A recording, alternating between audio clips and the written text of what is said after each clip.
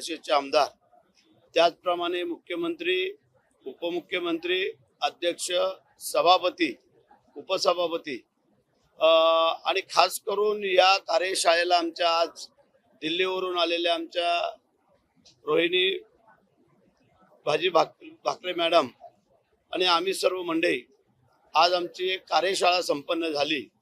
जो नवीन आलेला VBG रामजी या योजनेची आज कार्यशाळा आयोजित करण्यात आलेली होती आणि 10:15 ते 11:15 या 1 तासाच्या कार्यशाळेमध्ये अत्यंत चांगलं मार्गदर्शन भाकरे मॅडमनी आज आम्हाला केलेलं आहे आणि आम्ही त्याबद्दल त्यांचं आभार पण मानले. कारण हा नवीन योजना जी काय लागू झालेली आहे VBG रामजी, शाश्वत काम देण्याचं ठरवलेलं आहे आम्ही आणि त्यासाठी आजची ही कार्यशाळा संपन्न झाली.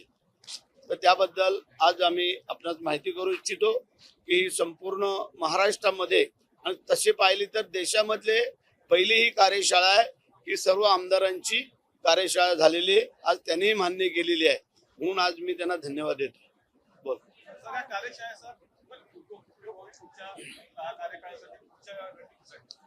कार्यशाळेचा उपयोग जी पूर्वीची आपली जी रोजगार हमी योजना, तिचं आज VBG रामजी आणि ह्याच्यामध्ये कन्व्हर्शन झालेलं आहे. त्याच्यामध्ये अत्यंत चांगली योजना आहे.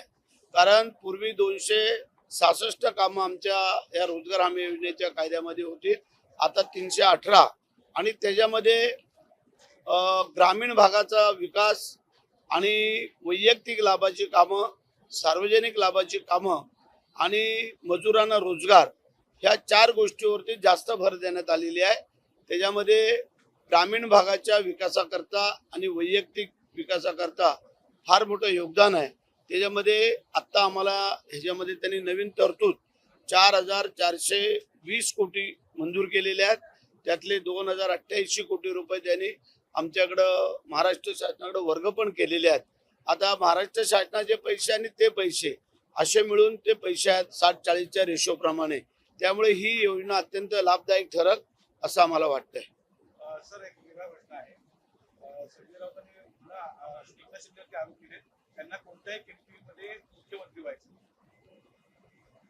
असं संजय राऊतांनी सांगितलं. तुम्हाला आम्ही सांगितले ना की संजय राऊतांकडे जेव्हा काहीच रॅशन पाणी नसतं तेव्हा काही नाही काहीतरी शोधत असतात. चांगले बाबा आहे, त्यांना काही नाही काहीतरी शोधून तुम्हा लोकांना दिवसभर चॅनलला काही ना काहीतरी बातम्या द्याव्या लागतात, म्हणून करतात ते नवीन काहीतरी आयडिया. दुसरी गोष्ट, मुख्यमंत्री भडकलेले आहेत. कनेक्टिंग लिंकवरनं जे आरोप करताय, सरकारला बदनाम करतात, महाराष्ट्राला बदनाम करतात, हे आम्ही खपवून घेणार नाही. महाराष्ट्राला बदनाम करू नका, थेट म्हणले. जी नैसर्गिक आपत्ती आहे त्यामध्ये कोणी पुढे जाऊ शकत नाही. तरी पण आपण पाहिलं की जो परवाचा पाऊस पडला संपूर्ण महाराष्ट्र म्हणजे अर्धा महाराष्ट्र तर त्यांनी चांगल्या प्रकारे झोडपला. त्यामध्ये आम्ही पण कोकण आलो, मुंबई आले, ठाणे आले, पुणे आले, सगळ्याच जिल्हे आले आणि त्याच्यामध्ये कनेक्टिव्ह लिंकची जी काय थोडीशी पडझड झाली, पाणी आलं, ठीक आहे, आम्ही मान्य करू शकतो. परंतु एकदमच तो नादुरुस्त होऊन आज ठप्प आहे.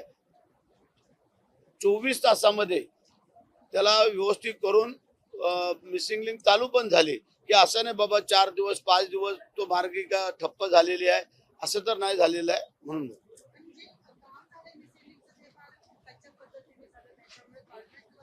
असं नाही ताई. प्रश्न असा आहे की एवढ्या मोठ्या प्रमाणामध्ये पाऊस पडला की जो लिमिटच्या बाहेर जेव्हा होतो तेव्हा आपल्याला माहिती आहे काही होऊ शकतं आणि त्यातलाच प्रकार आहे. परंतु जे काय थोडेफार जे काय नुकसान झालेले आहे ते आम्ही त्यात दुरुस्त करू. मुख्यमंत्र्यांनी सर्व नेत्यांना विरोधाला ठणकावलंय, महाराष्ट्राची बदनामी सहन करणार नाही. बरोबर आहे, कारण विरोधकांकडे काही कामच राहिलेलं नाही आहे आणि म्हणून ते बदनामी करण्याचं एक षडयंत्र रचायचा प्रयत्न करतात. परंतु मुख्यमंत्री आणि उपमुख्यमंत्र्यांनी पण ते सहन करणार नाही. होणार आहे, त्या दिवशी सांगितलं ना, काळजी